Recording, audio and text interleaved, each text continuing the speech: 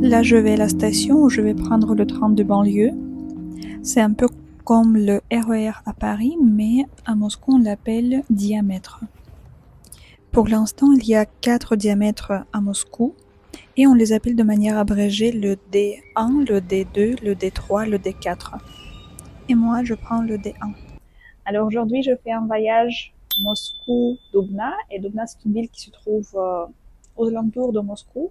Pour aller à Dubna, il faut acheter un billet qui coûte 600 roubles, c'est environ 6 euros.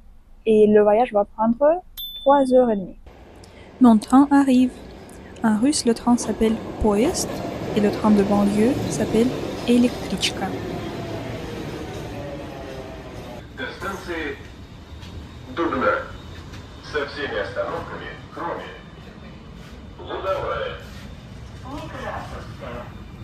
Le voyage commence au sud de Moscou, tandis que Dubna se trouve au nord. Du coup, on va traverser tout Moscou. Là, vous pouvez voir ce qu'on appelle Moskva City, un centre commercial. En s'éloignant de Moscou, il y a de plus en plus de verdure. On traverse des forêts. Je suis arrivée. On peut lire Naukograd Dubna. Naukograd parce que cette ville est une cité des sciences. Là, par exemple, sur le mur du bâtiment de la gare, on peut voir le tableau périodique des éléments chimiques. Il est représenté ici afin de refléter la contribution des scientifiques travaillant dans cette ville à la découverte des éléments chimiques. Là, par exemple, c'est l'élément Dubny, qui est appelé d'après la ville de Dubna, où il a été découvert. En premier lieu, je vais dans un café pour prendre le petit déjeuner. Et concernant le tableau des éléments chimiques, je sais que c'est peu connu, mais en fait, ce tableau a été créé par un savant russe qui s'appelle Mendeleïev. Alors, dites-moi dans les commentaires si vous saviez que le tableau périodique des éléments chimiques a été créé par Mendeleïev. Dans cette ville, c'est très calme. Il n'y a pas beaucoup de monde. Par contre, il y a beaucoup d'arbres partout. Je vais prendre le petit déjeuner dans le café qui s'appelle Fanke Franke. Je l'ai choisi parce qu'il est très bien noté sur Yandex Maps.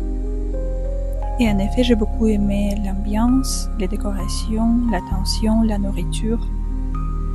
J'ai commandé des gaufres salés, crevettes et œufs pochés. En russe, ce plat s'appelle соленые вафли с креветками и яйцом пашот. On m'a apporté également une carafe d'eau, ce qui est peu commun en Russie contrairement à la France. On continue la balade et je vais vous montrer quelques lieux touristiques à Dubna.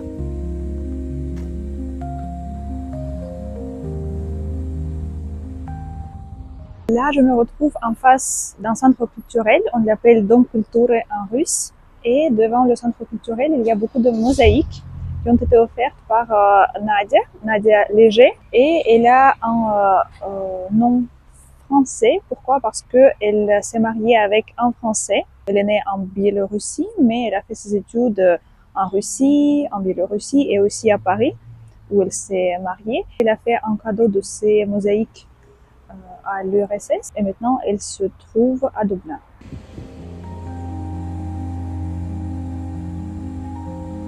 Les mosaïques offertes par Nadia Léger à l'URSS représentent des personnes célèbres de son temps. Là, par exemple, c'est le portrait de l'écrivain russe Maxime Gorki. Ici, on voit l'écrivain russe Lev Tolstoï.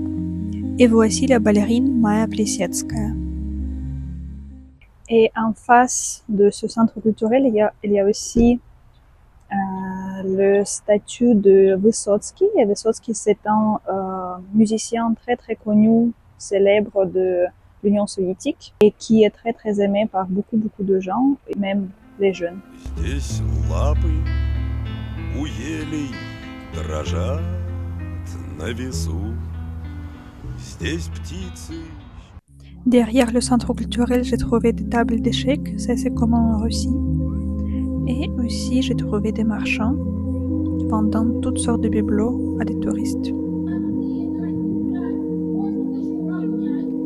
Moi, j'ai acheté cette poupée qui est faite en ouate.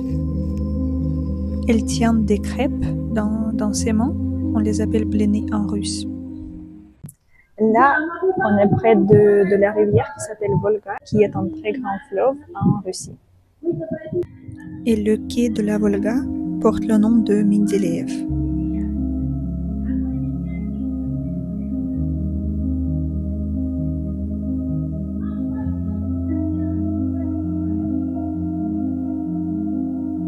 À droite, on voit des bouées et la plage, car la Volga est baignable.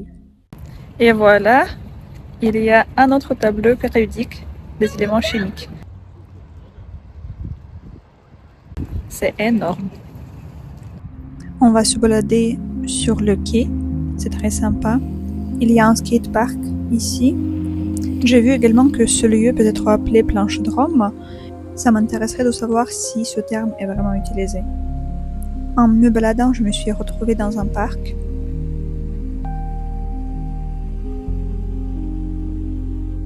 Et plus tard, j'ai vu une jolie église. En russe, ça s'appelle Tserkev. Et là, derrière moi, vous pouvez voir le monument de Lénine. Et c'est le deuxième le plus grand monument de Lénine dans le monde. La statue de Lénine mesure 25 mètres de haut et le piédestal mesure 12 mètres. Cela fait au total 37 mètres.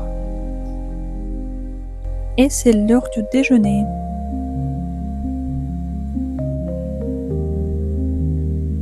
On y va. J'ai commandé du porc avec draniki. C'est comme des pancakes mais salés aux pommes de terre. Là, on va voir une chaise de 9 mètres de haut. Et c'est la plus grande chaise en Russie. On voit déjà apparaître la chaise, qui est énorme. La chaise s'appelle Stool Gigant, donc la chaise géante. Elle est 9,5 mètres de hauteur et 100 personnes peuvent s'installer sur cette chaise. Elle est aussi entrée dans le livre des records de Russie.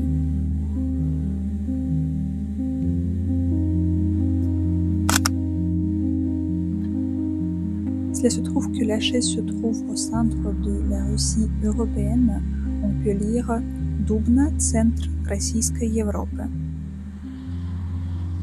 Et sur les panneaux, on voit les kilomètres qui restent à parcourir pour atteindre les différentes destinations. Par exemple, on peut voir Tokyo, Ijevsk, New York, Kaliningrad.